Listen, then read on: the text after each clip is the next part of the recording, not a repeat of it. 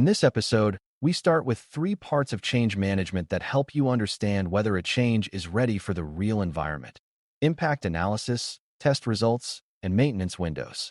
These may sound like formal process terms, but they are really about asking careful questions before something important is changed.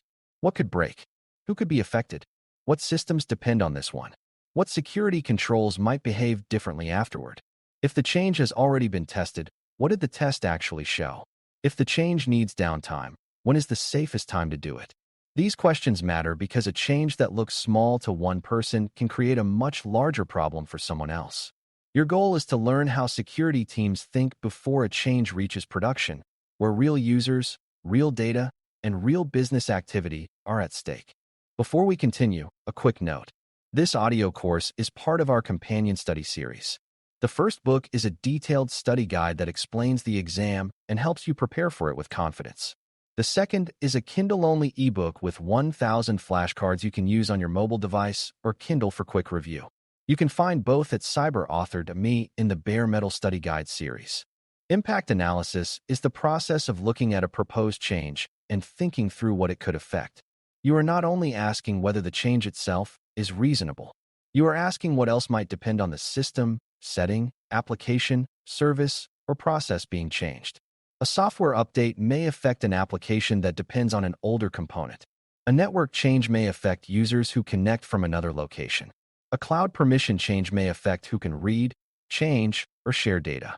A database change may affect reports, applications, backups, and monitoring. Impact analysis helps you avoid tunnel vision. It forces you to widen the view before the change happens, so you are not surprised later when a different system breaks because nobody realized it was connected. Downtime is one of the first things impact analysis should consider. Downtime means a system, service, or application is not available for use. Sometimes downtime is planned, such as when a server needs a restart or an application needs an upgrade. Sometimes it is unplanned, such as when a change fails and causes an outage. You should care about downtime because availability is part of security. If people cannot use a system they need, the organization may lose money, delay service, miss deadlines, or create safety issues. A short outage for one system may be minor. The same outage for a payment system, hospital platform, emergency service, or customer-facing website may be serious. Impact analysis helps you understand how much downtime is expected, who will feel it, and what the organization can tolerate. Dependencies are another major part of impact analysis. A dependency is something that relies on something else in order to work. You may change one system, but that system may support several others. An application may depend on a database. A database may depend on storage. A login process may depend on an identity service. A website may depend on certificates, network routing, and backend services. When dependencies are missed, a change can look successful in one place while creating failure somewhere else. This is why change review often involves several teams. One person may understand the application, another may understand the network, another may understand identity, and another may understand security monitoring. Good impact analysis brings those views together so hidden connections are found before the change causes damage. Security consequences should be considered just as carefully as technical and business consequences. A change may make a service work better while quietly weakening protection. A new firewall rule may allow traffic that is too broad. A permission change may give users more access than they need. A monitoring adjustment may reduce noise but also hide useful alerts. A patch may fix one vulnerability but change how another control behaves. A temporary exception may remain in place after the original need is gone. When you analyze impact, ask what could happen to confidentiality, integrity, and availability, CIA. Could data become exposed? Could information be changed in a way that is harder to detect? Could a service become unstable or unavailable? Security impact is not separate from the change. It is part of the change. A strong impact analysis also considers people. You want to know who will be affected by the change and how they will experience it. Will users need to sign in differently? Will a service be unavailable for a period of time? Will the help desk receive calls? Will a business team need to pause work? Will a security team need to watch certain alerts? If people are not prepared, even a technically successful change can create confusion. A user who sees a different sign-in screen may worry that something is wrong.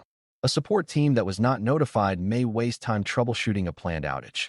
A manager who did not know about downtime may schedule work during the change window.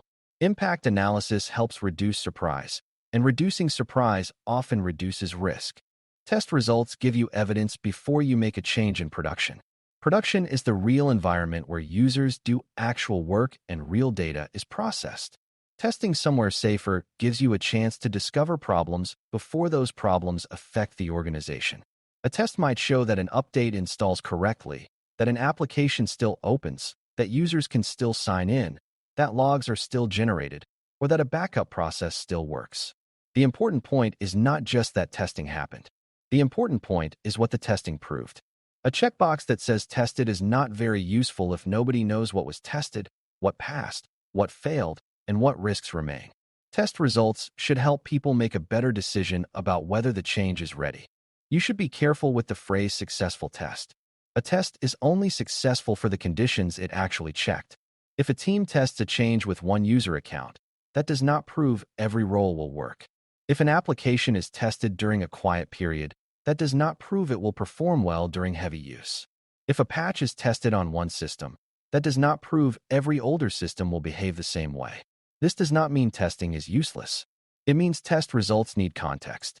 You want to know the scope of the test, the environment used, the expected result, the actual result, and any limitations. Security depends on honest evidence. A limited test can still be useful, but only if people understand what it does and does not prove. Failed tests are not automatically bad news. In many ways, a failed test is valuable because it reveals a problem before production users experience it. If an update breaks an application in a test environment, that is better than breaking the live system. If a permission change blocks the wrong group during testing, that is better than locking out real users during business hours. If monitoring stops capturing events after a test change, that is better than discovering the gap during an incident. The mistake would be ignoring the failed result or explaining it away without understanding it. A failed test should lead to review, correction, retesting, or a decision to delay the change. Testing is not there to make a change look ready. It is there to find out whether it is ready.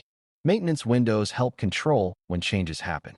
A maintenance window is a planned period of time set aside for work that may affect systems, users, or services. The reason for using a window is simple. Even well-tested changes can create disruption. If a system may restart, slow down, or become unavailable, the organization should choose a time when the impact is lower. That might be late at night, early in the morning, over a weekend, or during a known low-use period. The best time depends on the organization. A retail company may avoid heavy shopping periods. A school may avoid exam days. A hospital may have very limited tolerance for downtime at any time. A maintenance window is not just a calendar slot. It is a risk decision. A good maintenance window includes more than a start time and an end time.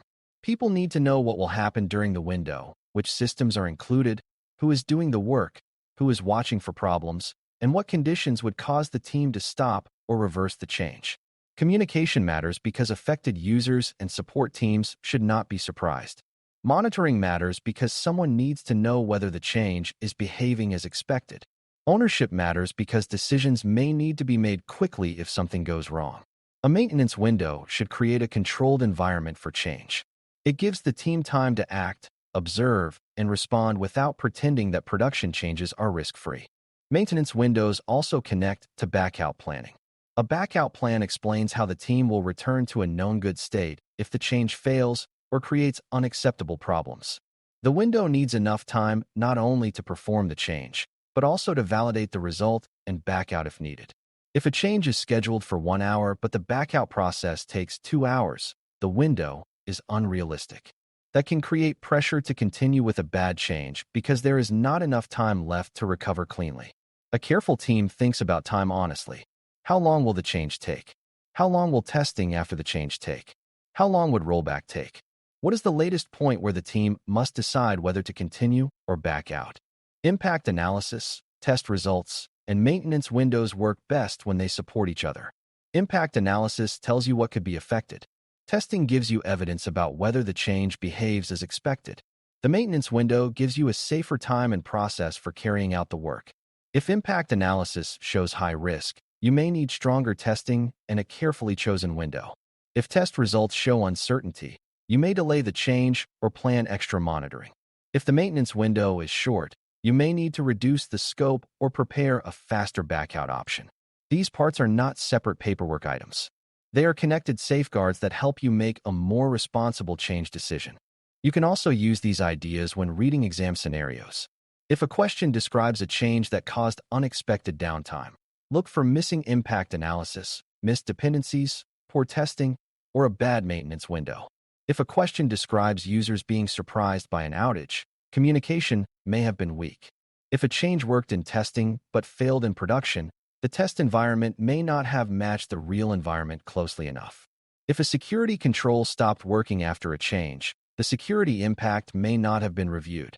Try to identify what the organization should have known before the change happened. Security Plus often tests whether you can see the process weakness behind the technical problem. The answer is not always a new tool. Sometimes the answer is better planning, review, evidence, and timing. The conclusion is that impact analysis, test results, and maintenance windows help you make changes with your eyes open. Impact analysis helps you predict downtime, dependencies, user impact, business concerns, and security consequences. Test results help you move from guessing to evidence before a change reaches production. Maintenance windows help you choose a safer time to perform work that could disrupt systems or users. None of these steps makes change perfectly safe, but each one reduces avoidable risk. When you see a proposed change, ask what could be affected, what evidence shows the change is ready, and when the work should happen to reduce harm. That is the practical mindset behind this part of change management. You are not trying to stop progress. You are trying to make progress safer. Thanks for listening.